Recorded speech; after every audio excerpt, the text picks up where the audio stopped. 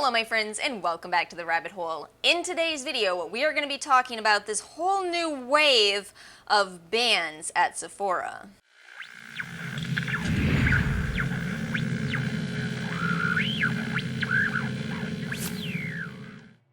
If you are new to this channel, in the description box below you will find a timestamp that you can skip to if you just want to see some speed reviews on these makeup products. Some of it will be first impressions though. And this is a complex topic, so I have an entire outline for it. There's a lot of information. So I do have to start by telling you this. If you are clicking on this video hoping that I will tell you how to avoid getting banned from Sephora, I want to make sure that you know I cannot tell you that, and neither can Sephora and neither can the retail equation. And it sucks. I know that sucks, but the reason that they have given for why they can't tell us the specifics is because if they told us the specifics, then all of the people who intentionally try to scam Sephora, to do return fraud, all of those people would also have that information. So unfortunately, none of us get to know. A few more of these mandatory disclaimers here. So I don't work for Sephora. I don't actually have a problem with Sephora, and hopefully I am never, among the banned. Oh my gosh, what a good band name. Oh, get it? It's like a play on words. And all of the information that I have about this, the stories of people being banned, I want to make sure you know, I can't really verify those, so they're really all allegedly. This is just kind of going to be a video in which we kind of talk out what's going on, because I think there's some misunderstandings, and also I tend to think that these waves always come after the VIB sales, and I think it's solely because that's when a lot of people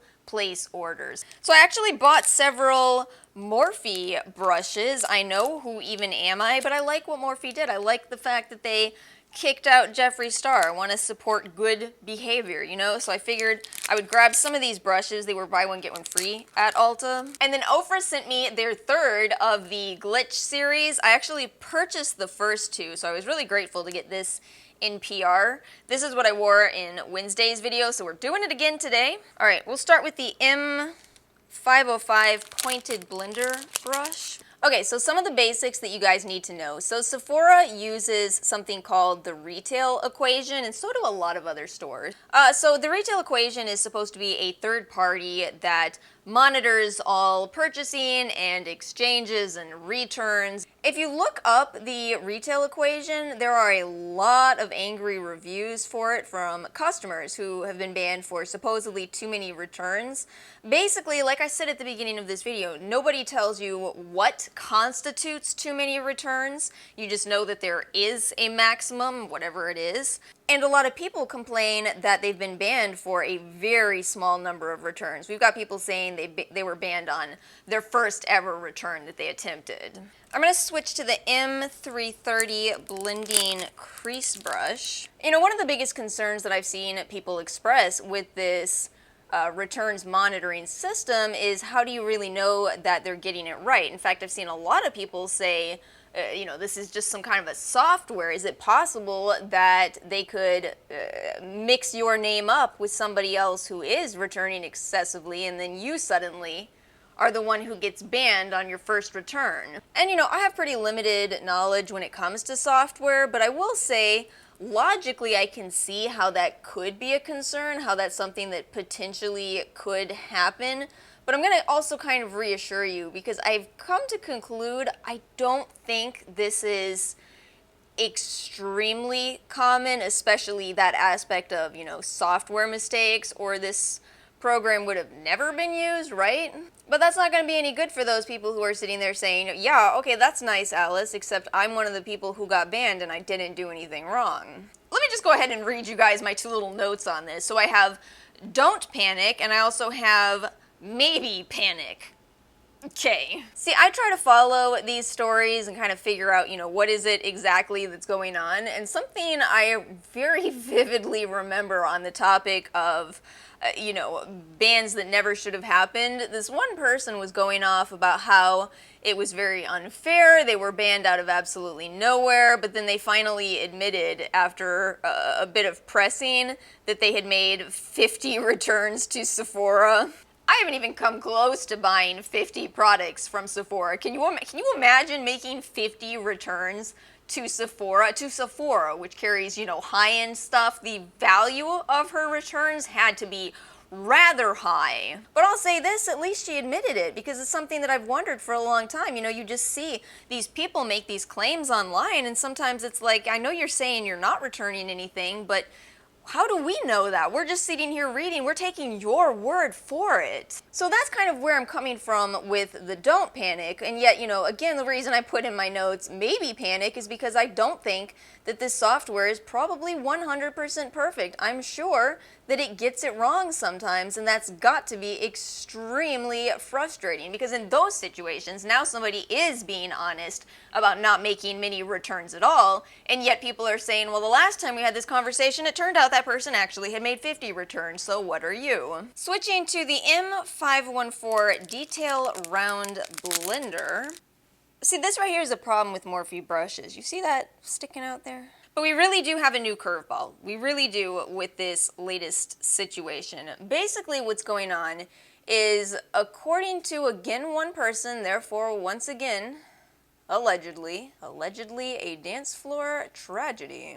Goth can never die because we are already dead. According to this person, what happened is they were banned for something that actually took place several years ago. And this one's quite a frightening story, because if this one is true, this means you could be banned and not know it. According to this girl, what had happened is she had placed an order with Sephora again several years ago, an order that totaled around $300, and the order was delivered, but she didn't have it. It's one of those situations of marked delivered, but she didn't get it. So she contacted Sephora. They said, you know, wait a few more days and see if it shows up. It didn't show up, and so they reshipped it. They reshipped the whole order. This has actually happened to me, not on a $300 order, but I have had orders supposedly marked delivered, and I've never received them. Sorry if I lost my place. I wanted to make sure I'm telling the story correctly, so I went and found the original post. One thing about Reddit is I never know if I should be giving people credit or whether they want to use the platform because it's anonymous. I'm going to default to the latter in case any of you are going, hey, that's my story, and want credit. Let me know in the comments below. But anyway, here's the story of what happened. So she was rouged for 4 years at Sephora, never returned products, bought a lot, okay? She made an order earlier this year. It didn't come correctly. It was not the correct order, so she called to get the correct item shipped, and that's when they told her, sorry, we can't do that because your account is banned from any kind of returns. She checked her account for any kind of weird activity, nothing going on, none of her family had been using the account, so she tried to escalate it, kept calling, took 2 days of calling, and finally someone told her that it was from one order in 2018, and I was correct about that missing order, and here's the new policy that she was allegedly given. So, because the order was valued at $300, their new policy is that once replacing an order of over $300, your online account is restricted, and it's a buy at your own risk, and it's indefinite. And also, according to her, the policy itself started in April of this year, perhaps because of, you know, all of the losses that all of the companies have been dealing with during the year 2020. Apparently, this is a whole new policy, so if you're sitting there watching this and you've had this situation happen, you may want to call and see if you too are banned from returns. Again, I can't confirm this or deny it, but if this is true, this is rather concerning. So the thing that's so scary about all of this is that that's not even the only kind of ban that you can get from Sephora. It turns out, so you can get banned from returning, you can also get banned from online ordering, and that's the most recent type of ban that I've heard about. I think what's happening is some people do share their Rouge account so that people can get the highest discount, and I think Sephora is trying to put an end to that by banning people from placing online orders. And people are saying that if you contact them about this, they say, well, you know, it's not really the end of the world because you can just go shop in store. But if this is true, there's a little bit of a problem here, Sephora, and that is we are in a global pandemic. So maybe, just maybe, encouraging customers to shop in store is not the best idea. Keep that brush out in case I need to fix anything. I want to try these pigments that I got from Touch in Soul. They sent over quite a few and they are very rose gold. If you are into rose gold, there's a lot of options here. I'm going to try, what shade is this? Touch in Soul Metallic Starlight Foiled Pigment Eyeshadow in the shade number 4, Love Twinkle. I bet this is best applied with fingers, so we're just gonna try that because, you know, bless my little heart, I never have nails. I was kind of regretting this for a moment here because it looks more like a topper shadow, but actually I'm kind of liking that it's just kind of a very soft look. I'm not capable of eyeliner on camera, so I just used the KVD Vegan Beauty tattoo liner that I got as a gift with purchase from Ulta. Used this today for very similar reasons to why I used Morphe brushes. I'm going to talk to you guys about this class action lawsuit against Sephora, but we'll pick out some products first. I think I want to try this No Problem Priming Eraser from Touch in Soul. Convenient stick type primer, blurs skin imperfections. Let's just try this. At the final stage of basic skincare, whoops, we're in the wrong stage. Lightly on the spot where pore, wrinkle, and sebum stand out. And then spread the primer to adhere evenly. Alright, alright. That's pretty nifty. Oh, we've got some pores here. And over here I have glitter. That's lovely. And then I'm trying out the brand new L'Oreal Skin Paradise Water Infused Tinted Moisturizer SPF 19. That's a very specific SPF. I think I'm actually just gonna use the e.l.f. Total Face Sponge with this. By the way, this is shade Fair 01. So about this lawsuit, I'll put that up on the screen for you guys. So this is something that I found through Musings of a Muse, her blog. She had posted about this kind of a while ago, so I got some updates on it too. Apparently what happened is a lot of people are suing Sephora for selling their data to the retail equation. I gotta read it along with you guys because it's just too much that I want to get right. So, Sephora allegedly shared, consumer data without permission to determine shoppers' likelihood of fraudulently returning product purchases. So again, they go off in this lawsuit. This next part really does bother me. Let me know how you guys feel about this. Sephora's data sharing with the retail equation led to a risk score that resulted in the cosmetics retailer denying valid returns, the suit filed July 7th claims. So they claim that Sephora shared the purchase, return, and exchange history of customers, as well as their government-issued identification information, and the retail equation then used statistical and modeling analytics to determine a customer score. If the score fell below a certain threshold, the retail equation told Sephora to deny any attempted return or exchange. I feel like the reason I got kind of upset when I read that is it's just shocking to think that, you know, our names are associated with a risk score. It doesn't matter if you have been an honest person, if you have never stolen from a store in your life, which, oh my goodness, I would never dream of. Not that kind of person, and yet we all have these risk scores? And is that not the exact opposite of the model that Sephora has? The model of the more you spend, the more you are rewarded, the more we value you as a customer. Instead, potentially, based on that, the more you spend, and therefore the more you return, the higher your risk analysis is? What? Hey, by the way, if that does make you angry, I hope you know that's a tiny sliver of the reason for the Black Lives Matter movement. You know, I feel like I always end up critiquing Sephora in videos. Have I ever done a video critiquing Ulta? I can't really remember. But yeah, you know, the thing is, again, like I say every time I do these videos, I don't hate Sephora. I just want them to do better.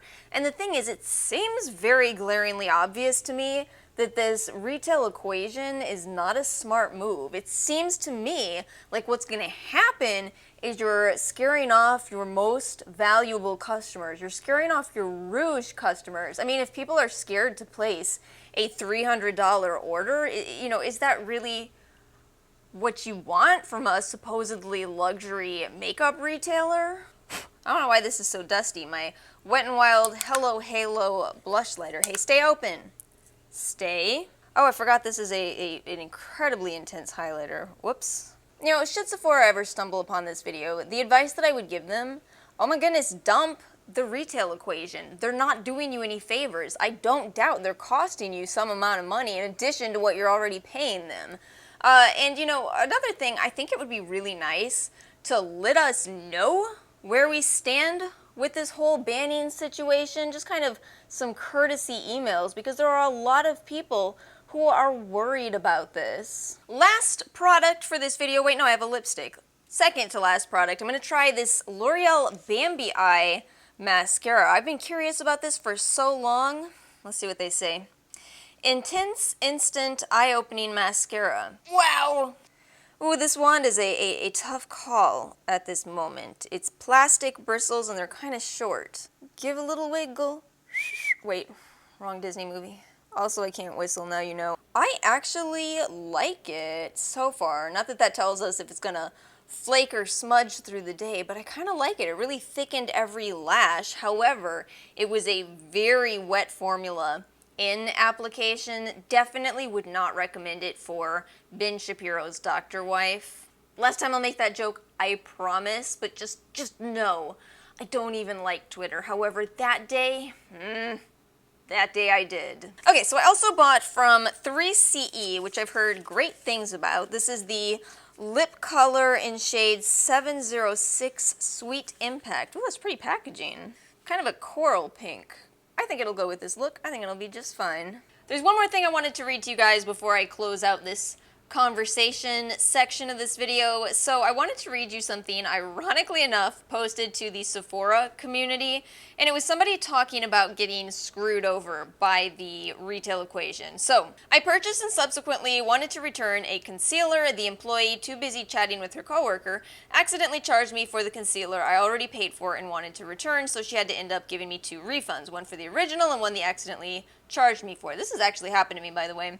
Along with my refund receipt, she handed me a warning slip saying that the retail equation may not accept future refunds. Fast forward months later, I purchased a stick bronzer that would not twist up and wanted to exchange, not refund it, but was still denied. The manager told me to call customer service. I called customer service, and the person told me that Sephora sites and retailers operate differently despite being the same company. How ridiculous is that? I was told to talk to a store manager. Anyway, rather than being stuck with a faulty product that I could not use, I decided to reach out to the retail equation, and they emailed me a copy of my transaction history. There are well over 50 transactions that are not mine. 50 plus items I never purchased, and 34 of those were refunded. And none of the transactions show on my Sephora account, nor did I receive an e-receipt for them. For example, it says I purchased and returned a $229 Foreo, but I never did, never received an email for the purchase or refund, and this transaction does not show on my Sephora account.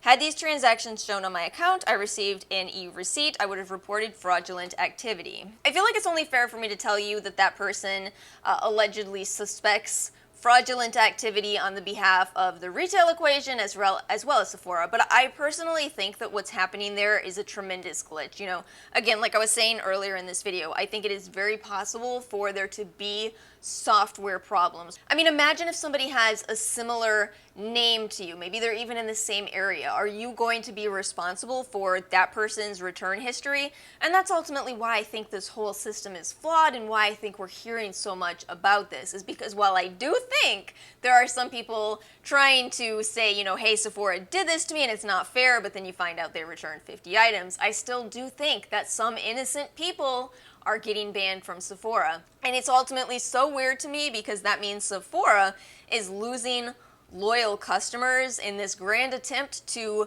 lose only the scamming customers. Let's run through these products. Since a lot of this is first impressions, I'm gonna make this pretty quickly. So I do actually like the Morphe brushes so far. I feel like some of them came out of their packages in perfect shape and some of them didn't. And that's really been my issue with Morphe in the past, at least, is I felt like they're kind of hit or miss. They're kind of a hit or miss brand. The Ofra Glamour Glitch palette. I have to tell you guys, I do not know how to describe Ofra's formula. It is very different from most other formulas on the market. I think the best word for it is blendable, and yet it behaves so differently from the other formula that I would call blendable, which is Viseart. It's very different. It's a much lighter application. I love that you can pop these out. Next time you guys see this palette, it will be completely rearranged. It's really easy to get those eyeshadows out also. I just use a a martini skewer. No. Barbecue skewer. Just told you a little bit too much about myself. But I have to say, I think this is probably my favorite color scheme, at least because I like these colors, but it's a really good blend of colors. You can certainly make a more neutral look. I went with the hot pink in the middle because you can also make a bolder look, and that's what I wanted today. So yeah, this is what I was wearing in Wednesday's video if you want to see a more toned down look, but I really like it. The Touch in Sol Metallist Starlight Foiled Pigment. This is really pretty. It is really glittery, and I messed up. I should have used a glitter glue today, so I'll definitely follow up with you guys on more of these. There's two different types. They have both the Starlight and then the one that is not made with glitter. I checked the ingredients, no glitter on. Hold on.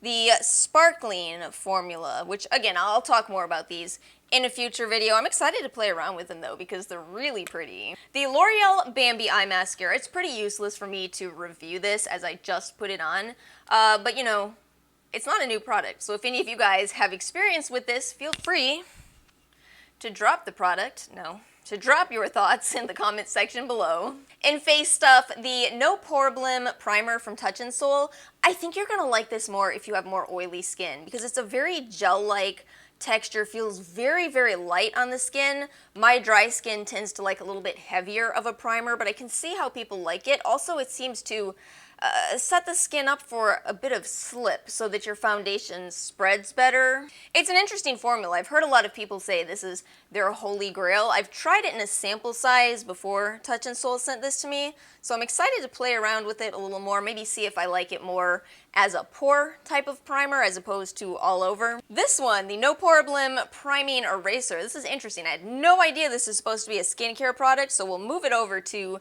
my skincare routine. And then the L'Oreal Skin Paradise Water Infused Tinted Moisturizer. This is so bizarre feeling on, so bizarre in a good way. You know, they're saying water infused. It feels like water on my skin, which feels amazing. It feels incredible.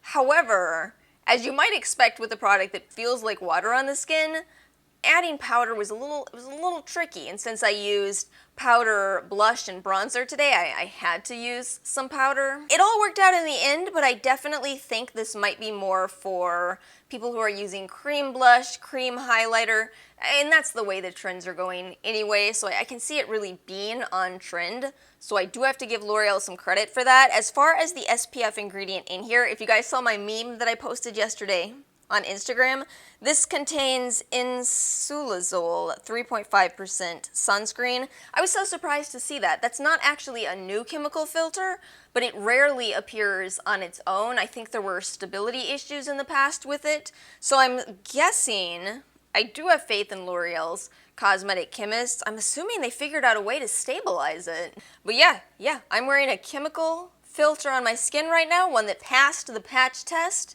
and it feels great. Milani bronzer, that's an old favorite for me. The Lunar Beauty Moon Prism blush, also an old favorite. This was a newer purchase for me. The Hello Halo Blushlighter from Wet n Wild. This is actually very intense highlighter. It's kind of powdery though, so I had a lot of trouble controlling the application of it, but uh-oh, is that some mascara falling? Oh no.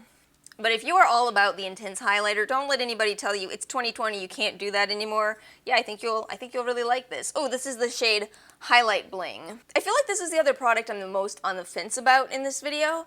It's a matte formula. It's a little more comfortable than I expect from most mattes, but it does really seem to be drawing attention to my lip lines. Some matte formulas are a little better than others for that. This one is not doing the best right now, although I could probably add a gloss and kind of calm it down a little bit. It's not bad though. I really like the color. It's a very pretty color. So that's all I have for today's video. If you guys have any thoughts to add to the comment section, please feel free. Let me know if you have ever had any experiences like this at Sephora. Are you on the banned list?